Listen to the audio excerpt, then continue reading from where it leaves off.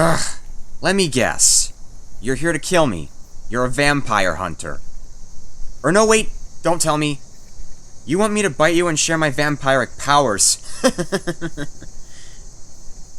In any case, this isn't going the way you planned, my friend. You seem frightened. I guess that's a pretty clear sign you're no hunter. If you couldn't tell, the suspense is killing me. What do you want, human? Why are you here? Oh, you're lost? Sure you are. I watched typically when people lose their way, they don't journey deeper into the darker parts of the woods. Especially around an area a known monster is said to stalk. Haven't you gotten any sense? Or a compass for that matter?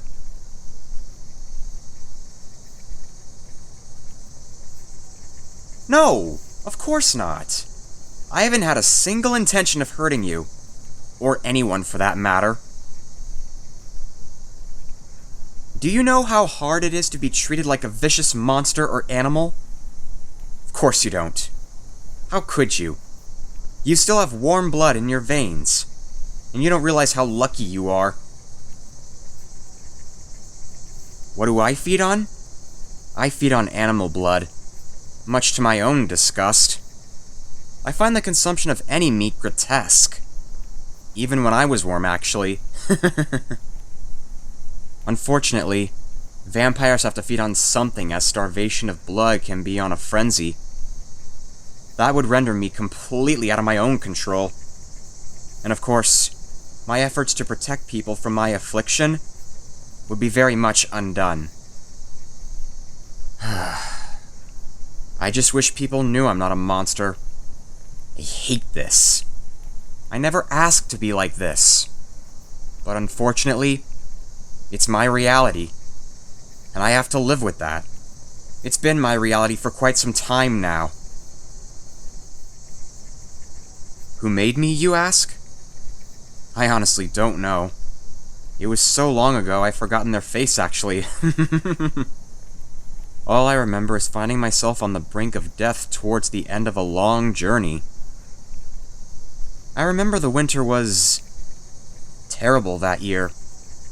And much like you, I lost my way around these parts. I ended up being thrown off my horse. Something spooked him, I think. Just as the frost was beginning to permeate my skin, a stranger approached me and offered to help. If I knew then what their definition of help was, I would have just chosen to freeze. But I agreed, of course. And here I stand. Undead, unloved, and ironically, still cold.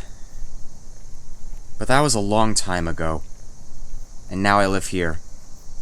It's away from people, and out of sight, out of mind.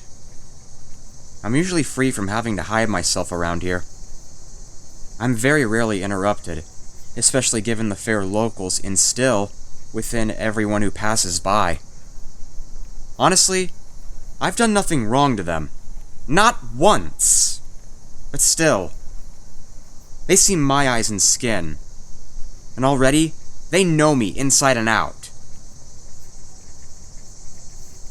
Oh, you saw the manor, didn't you? Yes, I do live there, actually. Much like me, the manor is cold and unloved. Yet, there's still light inside. I'm gonna take another wild guess and say you've been told to keep clear out of my house should you see it on your travels. Correct? Typical. These people judge a book by its cover, don't they? Then again, I'm not completely certain, but I believe a terrible murder took place here, and people have perceived it to be haunted ever since. Is it haunted? No. Well, not really. The ghosts that live here rarely make any fuss, and for the most part, they aren't particularly talkative. Regardless, I'm sure like the rest of the mortals you know, you've already passed judgment, haven't you? Just because it looks decadent and, a handful of ghosts inhabit it, and a vampire, you've deemed it to be evil! Ugh, you mortals. Forever judging books by their covers, never seeking to look within. What do you mean you don't? You don't judge books by their covers? But you all do. Well, in that case, let me ask you this. What do you see when you look at me? Besides, of course, a cute vampire. No one has ever said anything like that to me before. Please forgive me, but I'm a little taken back. So, you don't actually see me as a monster? You don't fear me?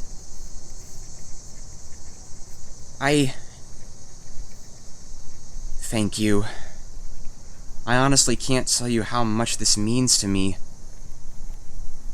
For so long, I've spent my days cursing the living for their lack of understanding and resentment of me, even though I try so hard to protect them from myself. And try so hard just to live a normal life. Knowing that you truly don't see me as a monster, could I be so bold as to ask your name? That's a wonderful name. I haven't actually heard that name all that often, actually. Not around here, anyway. You're not a local, are you? I thought as much. Well, it's nice to meet you, Oh, you want to know my name? My name is Cassian.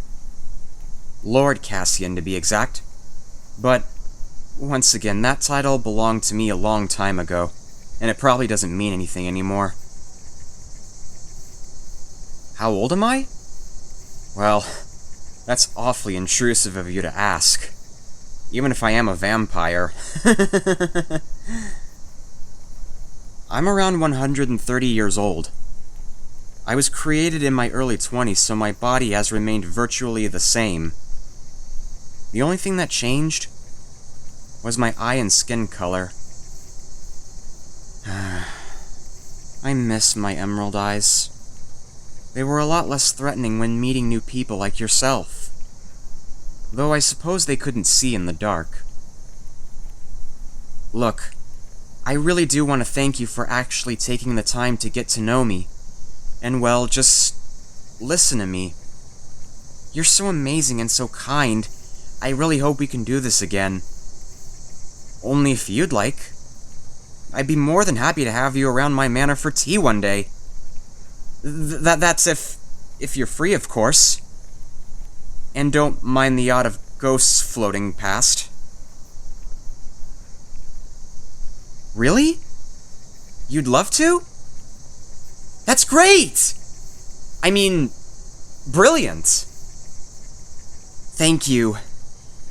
That's really given me something to look forward to. I haven't felt such emotion for far too long. Well, let's get you back. I'll walk you to wherever you came from. I know these woods better than most. Well, let's get you back. I'll walk you to wherever you came from. I know these woods better than most. And of course, being able to see in the dark is remarkably useful at this time of night.